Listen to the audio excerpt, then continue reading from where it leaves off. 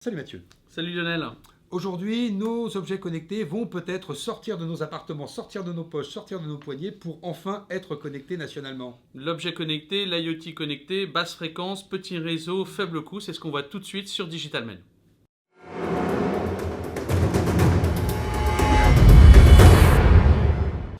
Salut Lionel. Salut Mathieu. Très bien, bonjour à tous, bienvenue pour cette nouvelle vidéo. On parle d'IoT ce matin, on parle d'objets connectés, on parle de réseau machine-to-machine, longue portée, courte portée, des choses passionnantes. Alors Lionel, de quoi parle-t-on vraiment? Eh bien, on parle de LoRa, on parle de Sigfox, ce sont des noms qui commencent à circuler parce que des grands opérateurs se mettent à déployer ces réseaux. Plus particulièrement, ce sont des réseaux dont le petit nom sympathique s'appelle LPWA. Ah, Alors LPWA, ça veut dire Low Power Wide Area, donc faible puissance et large zone. oui.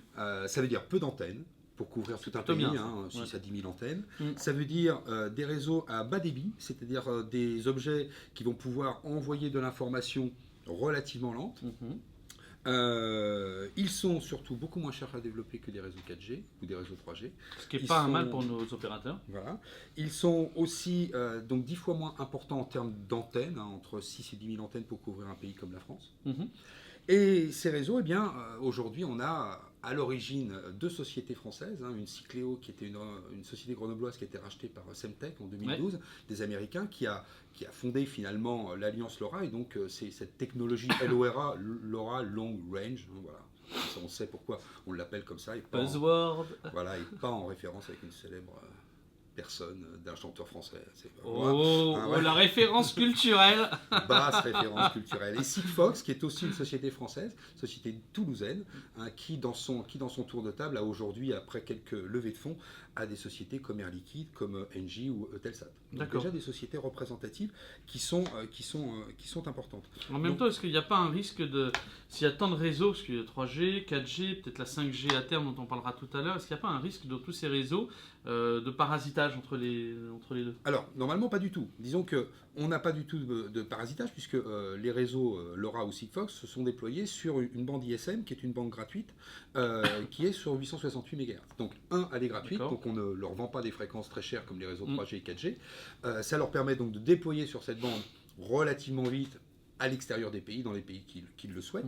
Par contre, oui, il peut y avoir un parasitage à partir du moment où eux, sur Sigfox et LoRa, ils utilisent les mêmes fréquences. C'est-à-dire que si toi, tu as un objet qui va Connecté, parler avec un réseau LoRa, mais que tu te trouves assez proche d'une antenne Sigfox, avec Il y a un risque un de objet court-circuitage. Sigfox qui veut Oui. dialoguer avec son antenne, il y a évidemment des risques de parasitage. Donc Ça, la c'est moitié du possible. message arriverait, quoi, grosso modo. Ça peut. Alors les messages passent relativement, ils mettent du temps à passer. Donc Ouais. comme ils mettent entre 1 à 2 secondes à passer, bon, on va pouvoir probablement le gérer. Et puis l'objet n'est pas relié qu'à une seule antenne, c'est un D'accord. maillage. Mais on n'est pas sur la question que je me posais, c'est on n'est pas, parce que c'est une question que tout le monde se pose peut-être, est-ce qu'on est vraiment sur un réseau d'échange de données ou est-ce que c'est vraiment plutôt de la géolocalisation, plutôt des Alors, éléments comme ça?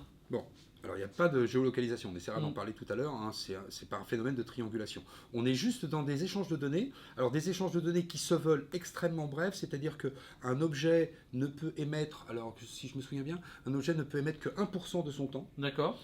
et une antenne ne peut envoyer que 10% de son temps. D'accord. Donc elle est 90% de son temps à l'écoute, Ok. et l'objet, 10% lui, de voilà. d'envoi, ok. Et lui, l'objet, ne doit pas communiquer beaucoup. Donc on est sur vraiment des données informatives relativement brèves. D'accord. Maintenant, les objets, et c'est ce qui révolutionne l'idée, c'est que le réseau ne coûte pas très cher, Mhm. les objets ne coûtent pas très cher, ils ont un bas débit et ils ont une faible consommation énergétique. Donc finalement c'est le top pour connecter quelque chose de manière instantanée, Oui. rapide et pas chère. Parce qu'aujourd'hui, nos objets connectés, globalement, sans les recharger forcément tous les jours, Oui. tu les recharges très régulièrement. Bien sûr, bien sûr. Là, on a des objets qui pourraient s'intégrer directement à un produit industriel et avoir une durée de vie de 3 ou voire 4 ans. On rentre dans une société qui est totalement connectée où tous les objets se connecteront.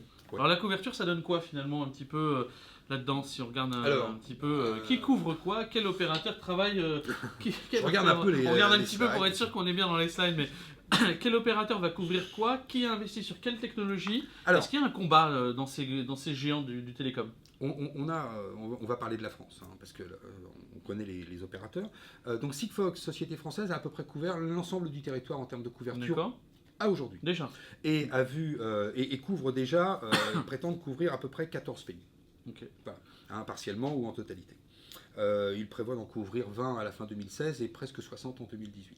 Ils se sont vus arriver, ils ont vu arriver Altis, donc la société mère de SFR, c'est SFR Numéricable, qui va les aider par leur partenariat, parce qu'ils possèdent évidemment des points hauts pour positionner des antennes.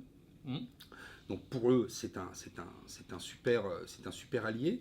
Ils ont donc une couverture qui est à peu près globale, aujourd'hui sur la France et dans quelques pays européens, sur de l'outdoor. Donc c'est déjà opérationnel, quoi. C'est déjà opérationnel. Alors sur de l'outdoor, il faut bien savoir que ça c'est très bien quand on est en dehors de chez soi. Mais est-ce qu'on pourra avoir des objets connectés chez soi, indoor? Ce serait la pénétration effectivement du point de contact dans l'habitat. Et je crois que tu nous as parlé récemment des ampoules connectées, notamment, qui étaient récepteurs et diffuseurs. Alors ça, c'est pour les deux autres grands opérateurs que l'on a en France, qui sont Bouygues et Orange. Alors eux font partie de l'alliance LoRa, donc c'est pas tout à fait, c'est la même fréquence, mais c'est pas la même technologie. Okay. C'est une alliance avec une technologie ouverte. Eux sont en train de déployer des antennes, donc ils ont plutôt un petit peu du retard. Maintenant, ils sont opérateurs télécom, donc ils ont une puissance de frappe et une puissance de feu plus importante. Et Orange, dans une dernière keynote, il y a quelques semaines de Stéphane Richard, a promis à ses 5000 employés, enfin à 5000 de ses employés, ils en ont un peu plus que 5000, à 5000 de ses employés, de déployer chez eux une lampe LoRa qui va déployer en fait des cellules indoor. Donc ils vont avoir des antennes outdoor, ils vont avoir des cellules indoor pour avoir un réseau avec un maillage beaucoup plus fin. C'est d'ailleurs tous ces objets qu'on a vus sur le CES de Vegas, parce qu'il y avait beaucoup de présentations. La Poste avait d'ailleurs présenté quelque chose du même acabit. Oui, alors la Poste, on verra, c'est assez intéressant. Alors la Poste, ils avaient présenté un objet qui était en accord avec Sigfox. C'était un petit bouton que l'on pouvait actionner et que l'on pour déclencher et mettre son colis dans la boîte aux lettres. Ça prévenait le facteur que notre colis était dans la boîte aux lettres, et au niveau de l'application, on n'avait plus qu'à saisir l'adresse de destination et le colis était pris en charge. D'accord. Donc c'était du vrai service. C'est de l'objet connecté à valeur ajoutée. Exactement. C'est en fait, ce sont des réseaux qui vont permettre essentiellement aux entreprises de proposer de nouveaux services. Alors, ça peut être des services qui vont être liés aux consommations énergétiques, ça peut être des services qui sont liés à la sécurité, ça peut être des services qui sont liés à la santé. C'est vraiment ouvert. On sort de l'objet connecté personnel pour avoir un objet qui, dans son utilisation, et c'est le rêve de l'objet connecté, c'est-à-dire qu'il ne change pas son utilisation traditionnelle. Il a sa valeur de base. Si j'ai un vélo LoRa, j'ai un vélo. Sauf que... Il est connecté. Il est connecté et probablement on peut savoir où il est, on sait si on me l'a volé dans le parking. On sait combien de temps on a roulé, à la vitesse, plein d'informations. On peut savoir quelques petites choses. Alors, sans contrainte, c'est ça l'avantage, c'est-à-dire qu'on n'est pas en surcharge d'application, en surcharge d'avoir la nécessité d'avoir de la puissance énergétique pour pouvoir le recharger. Enfin, on se libère de toute contrainte, il est connecté par défaut. Disons que le fait d'avoir cette faible consommation, t'oublies que tu as un objet connecté puisque tu ne le recharges pas. Qu'est-ce qui vous fait penser tous les jours à votre smartphone? C'est qu'on n'a plus de batterie, effectivement. Voilà. Totalement. Même si tu le laissais en veille, ça serait comme ça. Alors pourquoi finalement, Lionel, un réseau spécial IoT? Pourquoi est-ce que finalement il faudrait créer quelque chose en plus de ce qui existe déjà et qui peut se connecter à du Wi-Fi, à de la 5G, à de la 4G ou des choses comme ça? Alors, on revient sur ces notions de bas débit, faible consommation. À partir du moment où on est sur de la faible consommation, l'objet va se faire oublier par rapport à l'objet qui l'intègre. Exemple, une machine à café pour Seb, eh bien, on oublie que cette machine à café est connectée. Un vélo, on oublie qu'il est connecté. Alors ça, c'est intéressant parce que à partir du moment où on l'oublie, qu'on n'a pas besoin de le brancher à une application dédiée sur notre smartphone ou sur notre réseau Wi-Fi. Parce qu'on a des contraintes. On perd ces contraintes. Et ça, c'est très intéressant. Et surtout, ça va proposer aux entreprises la possibilité d'offrir un service de bout en bout. J'offre le vélo. Je vends le vélo. Oui, bien sûr. D'accord. Bon. Mais j'offre le vélo et le service de localisation ou le service d'usage ou le service qui va nous donner le nombre de kilomètres Bien sûr. avec, etc., etc. Ce qui peut être intéressant notamment sur des enseignes comme Decathlon, comme tout revendeur sportwear qui pourrait adapter ce genre de... Enfin, connecter l'ensemble de ses produits sans avoir de contraintes technologiques fortes ni importantes. Mais alors bon, là, le vélo, on est touché par le vélo, mais on peut donner un autre exemple. Par exemple, l'Air Liquide. Alors, l'Air Liquide, je te l'ai dit tout à l'heure, ils sont partenaires de Sigfox. Air Liquide déploie dans les hôpitaux des bouteilles d'oxygène. Oui. Mais il ne déploie pas 2 bouteilles d'oxygène, il déploie des centaines de bouteilles d'oxygène. Et bien, à partir du moment où la bouteille d'oxygène est connectée, on va savoir où elle est. Parce que ça paraît stupide, mais dans un hôpital de taille comme l'hôpital Pompidou à Paris, eh bien, on a des centaines de bouteilles, et puis on les met dans une chambre, et puis on ne sait plus qu'on l'a mis dans cette chambre, etc., etc. On ne sait plus si elle est vide ou pas vide. Et donc, d'un seul coup, eh bien, il y a un service de gestion de parc, à la fois de localisation, qui est beaucoup plus facile. Ça va être génial pour Carrefour et les chariots. Ça peut être génial pour Carrefour et les chariots. Alors, un autre exemple qui peut être intéressant, par exemple, tu as vu autour de chez toi, tu as quelques chantiers de construction. Alors, il y a des baraques de chantier. Les baraques de chantier, même si on est en période Vigipirate, on n'a pas forcément un vigile devant toute la nuit. Non. Bon, on peut avoir une porte de baraque de chantier avec un capteur LoRa ou Sigfox. Et ce serait la baraque de chantier. Elle est connectée, voilà, ça veut dire que la nuit, j'ai un système de sécurité qui peut très facilement me dire si la baraque de chantier a été ouverte. Totalement, ce qui permet effectivement de connecter avec beaucoup de valeur, avec beaucoup de facilité, sans contraintes technologiques fortes, tous les outils et tous les objets du quotidien que l'on peut utiliser, ce qui est assez intéressant. Alors par contre, est-ce que ça coûte cher ça finalement? Parce que à force de tout connecter, au bout d'un moment, on va se retrouver avec des réseaux, on va se retrouver avec des objets. Est-ce que ça coûte cher cette connexion que l'on peut retrouver aujourd'hui? C'est-à-dire pour quel coût? Quelle transition de fou. Pour quel coût? Alors, comme déployer le réseau est relativement peu coûteux, comme la fréquence est gratuite. Oui. Bon. Non, c'est gratuit. L'opérateur, alors on a un autre acteur français qui est Arcos, qui est très connu dans le monde du hardware, qui déploie des microcellules. Alors, il est sur une technologie LoRa, mais qui ne sera pas compatible avec la technologie LoRa de Bouygues et de Orange. Mais eux, par contre, ont déjà avancé une idée de prix. Alors une idée de prix, par exemple, pour un objet, ça serait l'équivalent à peu près d'€1 par an.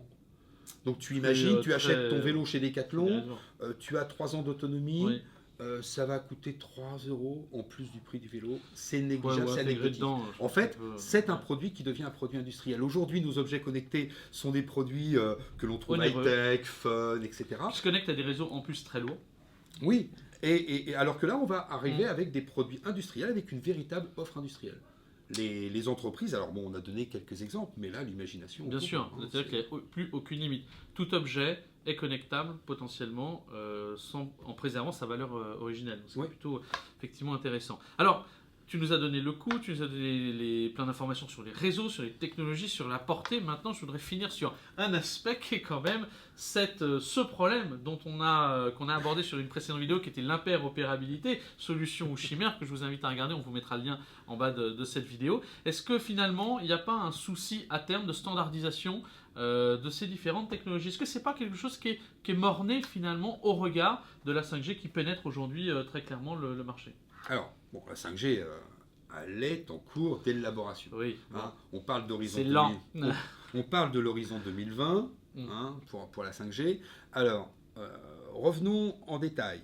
On a l'Alliance LoRa, on a Sigfox, puisque c'est de dont on parle aujourd'hui. On est sur des standards qui sont légèrement différents et non compatibles. On sait qu'aujourd'hui, on est en train de d'étudier les standards 5G.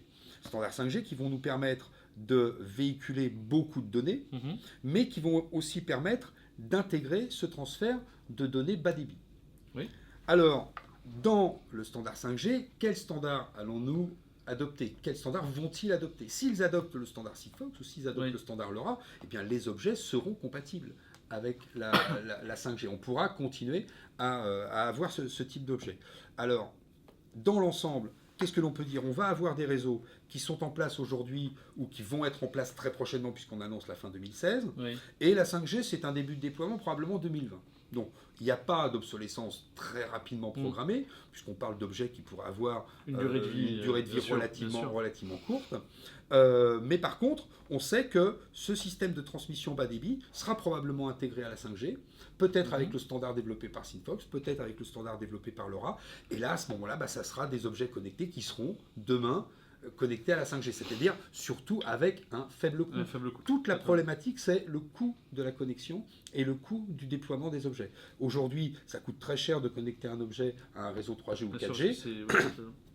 Alors, à cause, du déploiement, du coût pour les opérateurs et du coût d'entretien de ces multitudes d'antennes. Là, on a peu d'antennes, etc., etc. Donc, finalement, à terme, c'est peut-être l'avenir des réseaux un peu moins puissants, un peu mieux répartis. C'est-à-dire qu'à partir du moment où la 5G s'intéresse au réseau bas débit, on pourra intégrer des objets connectés à la 5G. Totalement. Voilà. Et là, ça devient quelque chose d'intéressant. Alors, ton avis, finalement, au final, c'est quoi ? Dire, si on devait finir sur quelques mots de la fin, est-ce que c'est quelque chose de bien? Est-ce que c'est quelque chose qu'il faut pousser? Est-ce qu'il faut encourager plutôt un standard fermé ou en l'occurrence privilégier le standard ouvert? C'est quoi ton avis d'expert dessus? La question finale pas prévue. La question qui tue. Non, évidemment, moi je préférerais que l'on utilise plutôt un standard ouvert pour que justement l'industriel et l'entreprise qui veut proposer un service ait une grande liberté au niveau de son positionnement. Maintenant, les acteurs, c'est le mainstream, on essaye de se dépêcher d'être les premiers. Sigfox a pris beaucoup d'avance. Les opérateurs courent derrière, mais peut-être que la puissance des opérateurs, dans d'autres pays, sont déjà aussi en train de déployer des réseaux de l'Alliance LoRa, prendront finalement de vitesse. Sigfox, c'est que l'avenir qui nous le dira. Ça serait préférable que l'on soit sur un standard qui soit plutôt ouvert et qui intègre finalement après, sur du réseau bas débit, ce type de standard qui intègre les normes de la 5G. Donc on est bien, et c'est là que ça va être intéressant, sur le futur combat des géants. Bouygues Orange d'un côté.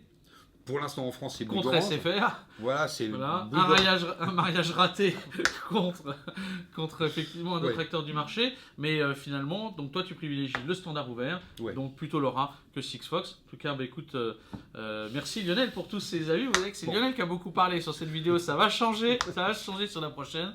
Écoutez, en tout cas, merci à tous de nous avoir suivis pour cette vidéo un peu technique, mais particulièrement intéressante sur l'avenir de l'IoT, sur l'avenir de ces réseaux et de toutes ces fréquences dont on peut parler. LoRa, Sigfox, c'est des noms que vous allez certainement entendre très prochainement de manière assez massive dans l'actualité. Écoutez, on se retrouve très bientôt pour de nouvelles vidéos. En tout cas, n'hésitez pas à nous liker, n'hésitez pas à vous abonner à notre fanpage, à vous abonner à notre page YouTube. Et puis écoutez, on vous dit à très bientôt pour de nouvelles vidéos sur Digital Men. Merci.